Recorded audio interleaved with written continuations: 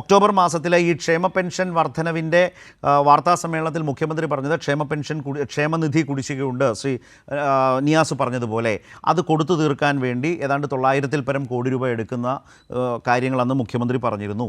നമ്മൾ വാർത്തകളിലൂടെ മനസ്സിലാക്കുന്നത്, നമ്മളടക്കം വാർത്ത കൊടുത്തിട്ടുണ്ട്, അതിൻ്റെ നടപടിക്രമങ്ങൾ പൂർത്തിയായി ഏതാണ്ട് അവസാന ഘട്ടത്തിൽ നിൽക്കുമ്പോൾ തെരഞ്ഞെടുപ്പിൻ്റെ ഇടയിലാണ്. ഇപ്പോൾ അത് വരാൻ പോകുന്നു എന്നുള്ളതാണ് മനസ്സിലാക്കുന്നത്. പക്ഷേ ക്ഷേമ പെൻഷനിൽ ഒരു മാസത്തെ പോലും കുടിശ്ശികയില്ല എന്ന യാഥാർത്ഥ്യമുണ്ട്. ഇതിനെ വേർതിരിച്ച് തന്നെ കാണണം. ക്ഷേമനിധി വേറെ, ക്ഷേമ പെൻഷൻ വേറെ. ഇവിടെ ശ്രീ സജീവൻ, ഇതിലൊരു പ്രധാനപ്പെട്ട കാര്യം, തെരഞ്ഞെടുപ്പുകൾ ഓരോ ഘട്ടത്തിൽ വരുന്നു. അതിന് മുമ്പുണ്ടാകുന്ന തിരിച്ചടിയിൽ നിന്ന് എങ്ങനെ അടുത്ത തെരഞ്ഞെടുപ്പിനെ മറികടക്കുന്നു, ഏത് മുന്നണിയായാലും അത് വളരെ പ്രധാനമാണല്ലോ. ഇപ്പോൾ ഇടതുമുന്നണിയെ സംബന്ധിച്ച് 2024 ലോക്സഭാ തെരഞ്ഞെടുപ്പിലാണ് അവർക്ക് പ്രധാനപ്പെട്ട ഒരു തിരിച്ചടി ഉണ്ടായത്. തൊട്ടുപിറകെ വരുന്ന 2025 നിയമസഭാ തെരഞ്ഞെടുപ്പുകളിൽ ഈ കണക്കുകൾ ആധാരമാക്കി നോക്കിയാൽ തന്നെ മുന്നോട്ട് പോക്കുണ്ടായിട്ടുണ്ട്, വോട്ടുകൾ വർദ്ധിച്ചിട്ടുണ്ട്. അതേസമയം UDF വലിയ നേട്ടമുണ്ടായിട്ടുണ്ട്. പക്ഷേ അത് മലപ്പുറം, അതുപോലെ എറണാകുളം പോലെയുള്ള ജില്ലകളിൽ സംഭവിച്ചിട്ടുള്ളതും അതൊരു ന്യൂനപക്ഷ കേന്ദ്രീകരണത്തിൻ്റെ അധിക നേട്ടമായി വരുമ്പോൾ BJPയെ ചെറുക്കുന്നതിൽ CPIM വളരെ പ്രധാനപ്പെട്ടൊരു റോളുണ്ട് എന്ന് ഈ തെരഞ്ഞെടുപ്പിൻ്റെ വോട്ട് കണക്ക് സൂചിപ്പിക്കുന്നുണ്ടോ? കാരണം അവരുടെ വളരെ പ്രധാനപ്പെട്ട പല പഞ്ചായത്തുകളും തിരിച്ചു പിടിക്കുന്നതിന് കഴിഞ്ഞിട്ടുണ്ട്. CPIM വോട്ട് ഷെയർ കൂടിയിട്ടുമുണ്ട്, 64-ൽ നിന്ന് 80 ലക്ഷത്തിലേക്ക് എത്തി. അതിനിയും വർദ്ധിക്കാവുന്ന സാഹചര്യം നമ്മുടെ മുമ്പിലുണ്ട്. കാരണം സ്വതന്ത്രരുടെ കൂട്ടാം ഈ മട്ടന്നൂരിൽ തെരഞ്ഞെടുപ്പ് നടന്നില്ല. അപ്പോൾ BJPക്ക് കാര്യമായി അവർ പ്രതീക്ഷിച്ച പോലെ നേട്ടവും ഉണ്ടാക്കിയിട്ടില്ല. കാരണം 10 നഗരസഭകൾ അവർ പ്രതീക്ഷിച്ചു, അതിലേക്കൊന്നും അത് എത്തിയിട്ടില്ല. പാലക്കാട്ട് ഒറ്റക്കക്ഷിയായി നിൽക്കുമ്പോഴും ഭരണം അസാധ്യമാവുന്നൊരു അവസ്ഥ നിൽക്കുന്നു. പന്തളം ഒക്കെ അവസ്ഥ നമ്മളറിയാം. അപ്പോൾ ഞാൻ പറഞ്ഞത് BJP ആ രൂപത്തിൽ തിരുവനന്തപുരം നഗരസഭയെ ഒഴിച്ചാൽ, അപ്പോൾ CPIM വോട്ട് വിഹിതം കൂടി എന്നുള്ളത് BJPയെ സംബന്ധിച്ചും കേരളത്തിൻ്റെ ഒരു പൊതുവായ മാറ്റത്തിൻ്റെയും സാഹചര്യത്തിൻ്റെയും പശ്ചാത്തലത്തിൽ ശ്രീ സജീവൻ വിലയിരുത്തുന്നത് എങ്ങനെയാണ്?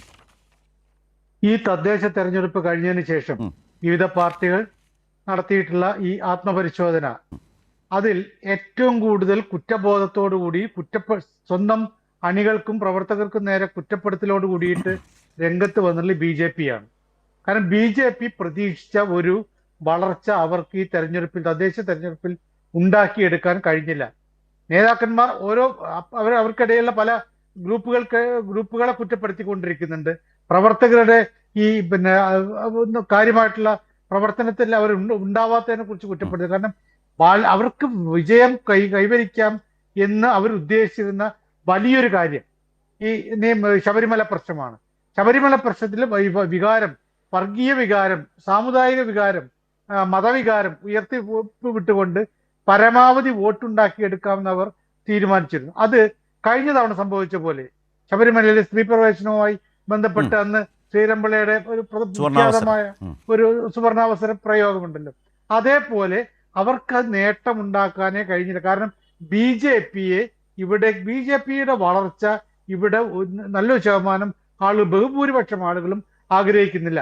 അത് തന്നെയാണ് ഞാൻ നേരത്തെ പറഞ്ഞ താൽക്കാലിക പ്രതിഭാസം എന്ന് പറയുന്നത്. ഈ UDF ഇത് കിട്ടാൻ കാരണം BJPയുടെ ഒരു വലിയ പ്രശ്നം ഈ ശബരിമല പ്രശ്നം, സ്വർണ്ണപ്പാളി പ്രശ്നം കൈകാര്യം ചെയ്യുന്നത്. അവിടെ ഒരു ഡയറക്റ്റ് ക്വസ്റ്റ്യൻ ശ്രീ സജീവൻ, എൻ്റെ ഡയറക്റ്റ് ക്വസ്റ്റ്യൻ എന്താണെന്ന് വെച്ചാൽ, BJP ഉദ്ദേശിച്ച നിലയിലേക്ക് അവരുടെ ഒരു എക്സ്പെക്ടേഷനിലേക്ക് പോകാതിരുന്നതിൻ്റെ ഒരു കാരണം CPIM-ഉം LDF-ഉം 2024-ൽ നിന്ന് അപ്പുറത്തേക്ക് വന്ന് അവരുടെ വോട്ട് ഷെയർ വർദ്ധിപ്പിച്ചതൊരു ഘടകമായോ? നോക്കൂ, UDF വോട്ട് ഷെയർ വർധനവിൻ്റെ ഒരു സിംഹഭാഗം നിൽക്കുന്നത് മലപ്പുറം കേന്ദ്രീകരിച്ചാണ്, എറണാകുളം കേന്ദ്രീകരിച്ചാണ് എന്ന് പറയുന്ന ആ ഒരു ന്യൂനപക്ഷ കേന്ദ്രീകൃതമാണത്. എന്നാൽ ഈ മലയാള മനോരമ അടക്കം ജില്ലകൾ എണ്ണുമ്പോൾ കൂടുതൽ ജില്ലകളിലായി സ്പ്രെഡ് ചെയ്ത് നിൽക്കുന്ന, തിരിച്ചടികൾ കിട്ടുമ്പോഴും സ്പ്രെഡ് ചെയ്ത് നിൽക്കുന്ന, ആകെ ആധിപത്യത്തിൽ നിൽക്കുന്നത് ഇടതുമുന്നണിയാണ് തന്നെ. അപ്പോൾ BJPയുടെ അവരുടെ കണക്കുകൂട്ടലുകളെ തടയുന്നതിൽ കൂടുതൽ ഫലപ്രദമായി ഇടപെട്ടത് ആര് എന്ന് വോട്ടുകളുടെ കണക്കുകൾ നോക്കിയാൽ എന്തു പറയാനാകും? തീർച്ചയായിട്ടും വോട്ടുകളുടെ വിജയത്തിനെ മാറ്റി നിർത്തിയിട്ട് വോട്ട് ഷെയറിന്റെ കാര്യം നോക്കിയാൽ, ഇപ്പൊ നേരത്തെ അനിൽകുമാറൊക്കെ വളരെ പറഞ്ഞ് കൃത്യമാണ്. കാരണം വോട്ട് ഷെയർ LDF-ന് തളർച്ച ഉണ്ടാക്കിയിട്ടില്ല. അവർക്ക് അടിസ്ഥാനപരമായിട്ട് കിട്ടാവുന്ന വോട്ടുകൾ അതിന് വർധനമാണ് ഉണ്ടായിട്ട്. കാരണം അവിടെ ശക്തമായ രൂപത്തിൽ BJPയെ ചെറുത്തു തോൽപ്പിക്കുന്ന ഒന്നുണ്ടായി. പക്ഷെ ന്യൂനപക്ഷ കേന്ദ്രീകരണം അത് പലപ്പോഴും UDF-ന് അനുകൂലമായിട്ട് മാറിയിട്ടുണ്ട്. അപ്പൊ ആ അനുകൂലമായതാണ് ഈ സീറ്റുകളുടെ കാര്യത്തിലുണ്ടായുള്ള വർധനവ്. കാരണം BJP പേടി എന്ന് പറയുന്നത് ന്യൂനപക്ഷങ്ങൾക്കിടയിൽ ഉണ്ടായിരിക്കുന്നു. അത് ഇപ്പോഴത്തെ അവസ്ഥയിൽ അത് സർക്കാരിന്റെ ബാധ്യത, സ്വർണ്ണപ്പാളി പ്രശ്നം, അതെല്ലാം കൂടി ആ വോട്ടുകൾ ഇല്ലാതാവും. അപ്പൊ അവിടേക്ക് വോട്ട് പോയാൽ പ്രശ്നമാണ് എന്നുള്ള ഒരു ധാരണ കൊണ്ട്, അത് ശരിയായ ധാരണ ആണ് ഞാൻ പറയുന്നത്. അങ്ങനെ ഒരു ധാരണ കൊണ്ട് ഈ ന്യൂനപക്ഷ വോട്ടുകൾ, പ്രത്യേകിച്ച് മുസ്ലിം വോട്ടുകൾ ഇപ്പുറത്തേക്ക് മാറി. ആ മാറ്റമാണ് UDF-ന്. അതാണ് ഞാൻ താൽക്കാലിക പ്രതിഭാസം എന്ന് പറയുന്നത്. അത് എപ്പോഴും നിലനിൽക്കണമെന്നില്ല.